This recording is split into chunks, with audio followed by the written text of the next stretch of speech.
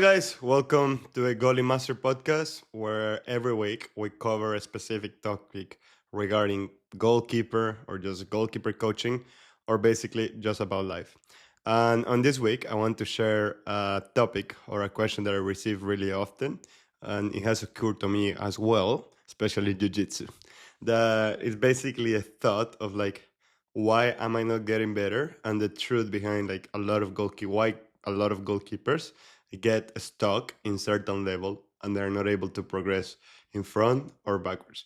So I have some notes over here as well. I have 8 different myths or like topics or reasonings behind it why a goalkeeper cannot advance in their learning environment and they cannot advance their progress basically.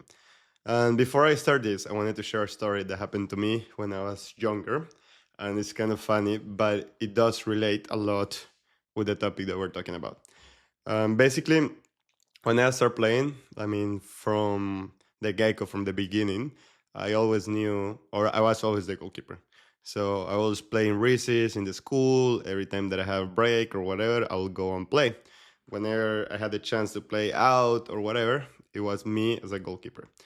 With that being said, it wasn't until I was like in 7th grade that my dad allowed me to actually go and try out for a club. So I was already old. I cannot remember how old I was when I was in 7th grade, probably like 12 or 13. And that's kind of late for a progress, especially like for a goalkeeper. But I remember really well that I told my dad, like, oh, please take me, take me, take me. And he ended up taking me to La Equidad Seguros. So La Equidad Seguros Academy was actually a really well recognized academy in Colombia because it was a professional team. And then in Colombia, kind of works different. So you have the professional team, then you have like the academy or like the Fuerzas Básicas, and that's like the elite level where people get scholarships and they give them like uniforms and they are paying for their travel and all that. And then they have another layer that is basically the school. That is where people are paying to actually being coached. So I went there. I remember they had like this huge tryout, and I did the tryouts, and everybody was really excited about me. So I was lucky enough that the coach he worked with the elite with the Fuerzas Básicas. So he was like pushing for me to actually go and train with the elite and the Fuerzas Básicas. During that week or whatever, I show up for the first practice. It was kind of interesting because we show up in the Centro Alto Rendimiento.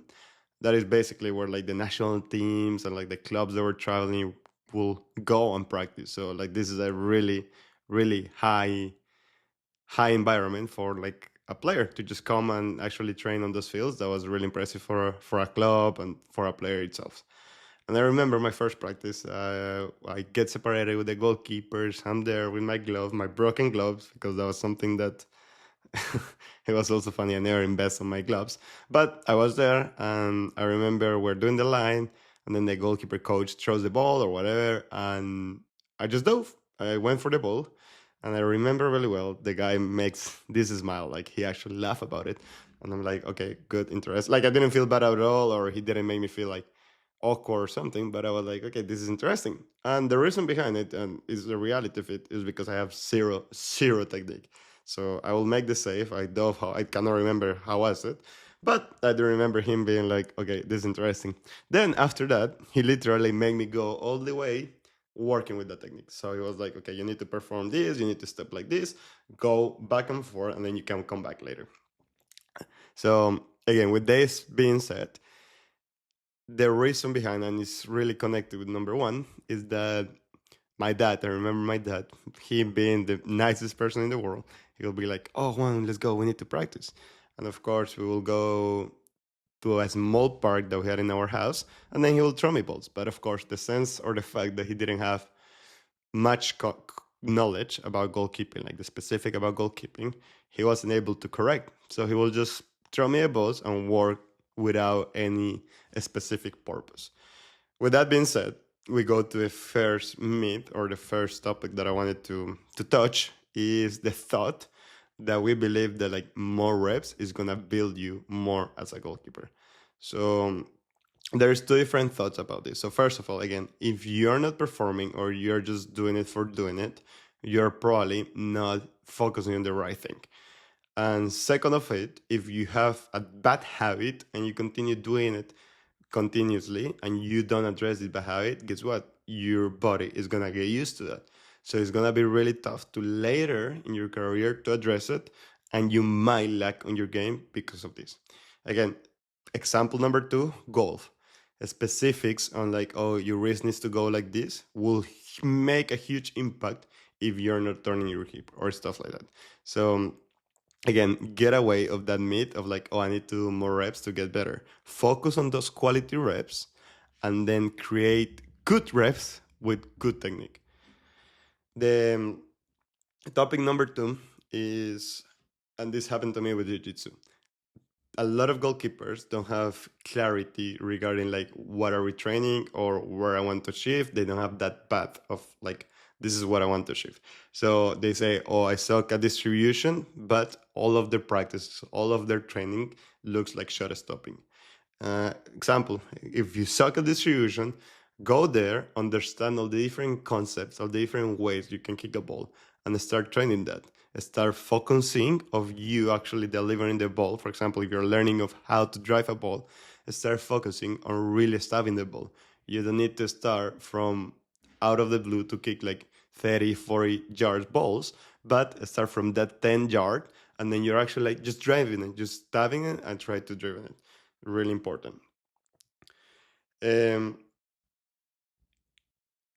Third reason of why there is problem in your development is because you're avoiding that small part or that discomfort part that you want to achieve. So, for example, if you are not great at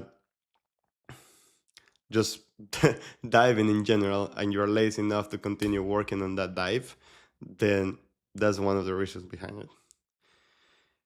The fourth, and I think this is really crucial as well, is not being able to manage your emotions. So understand, please, you need to understand that you will need to fail. You will need to be in an environment where things doesn't look perfect because it's gonna allow you to actually work under pressure and develop that habit after failing. So if you're really stubborn that whenever you make a mistake or whatever things doesn't go you well, you just get stuck on that emotion and you avoid getting in that land, then your development will improve. Example with me, again, jiu-jitsu. I suck at takedowns, but I'm also worried about the takedowns and I'm just scared about that. But I don't want to touch that land of like what happens if I fail? What happens if I try to go for a double leg or whatever and then I go choke, or what happens if this happens? And this fear that is avoiding me to actually improve on that level.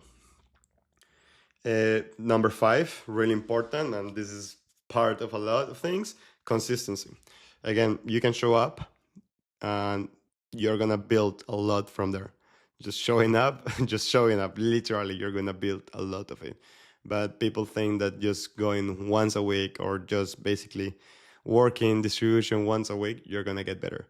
One of the reasons why I got so good at distribution, where if I now play in the field or whatever and they give me a ball and I'm not worried about losing the ball, is because I'm kicking, what, 200 balls every day just with training with the goalkeeper, like consistency, showing up every day, running as many training sessions that you need to run is gonna create that habit of like, okay, I'm getting better at this.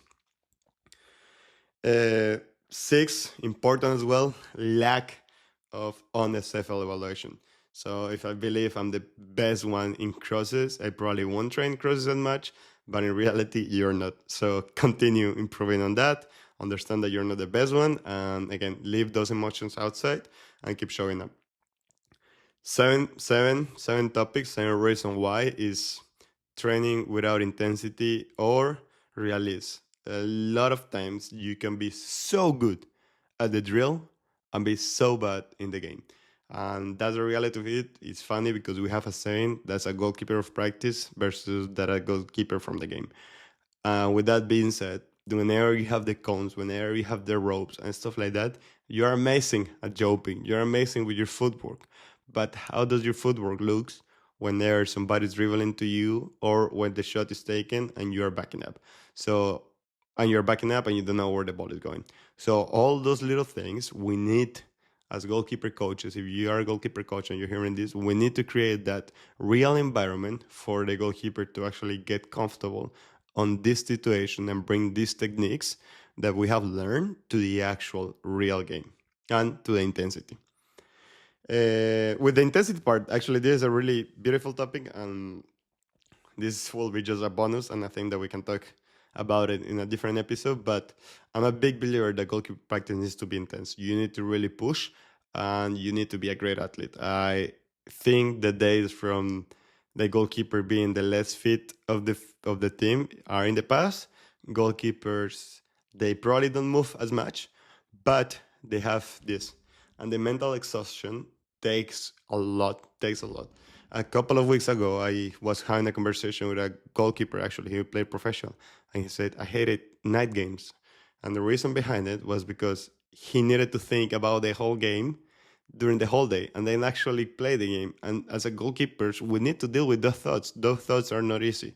So I'm a big believer that during practice, the fitter than you are, the more intense that you are, you're able to actually translate that to a be more calm, knowing how to handle high, low pressure, where your brain goes to Jesus Christ, what's going on, to okay, I can breathe and I can just relax. So that's one of the reasons why I'm a big believer about intensity in goalkeeper practice. And then the last one, big one, super big one, probably I will say 70% of the reason why you're not improving, your coach.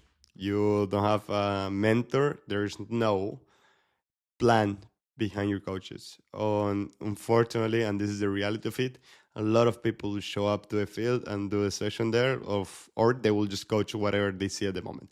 These people are, I cannot remember really proper specific the coach, I mean how we call them, but it's like emotional coach where if he sees something right away he thinks he needs to fix or address that, or they are just objective, they are just judging from what they are saying.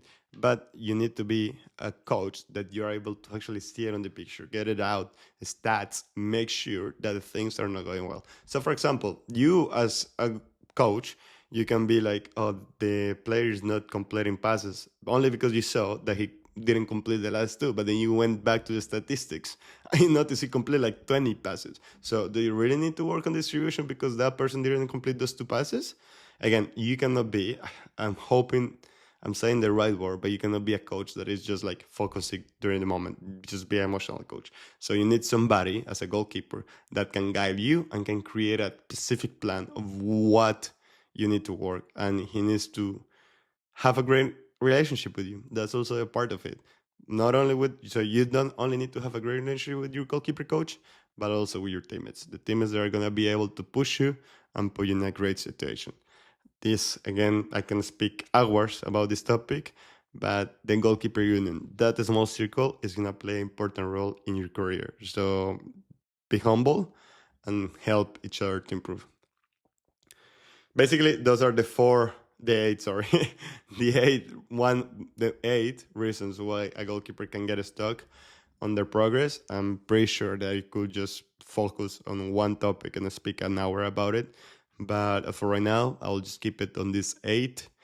And if you enjoyed this episode, make sure you share with our goalkeeper. And nothing, looking forward for our next episode. Have a good one.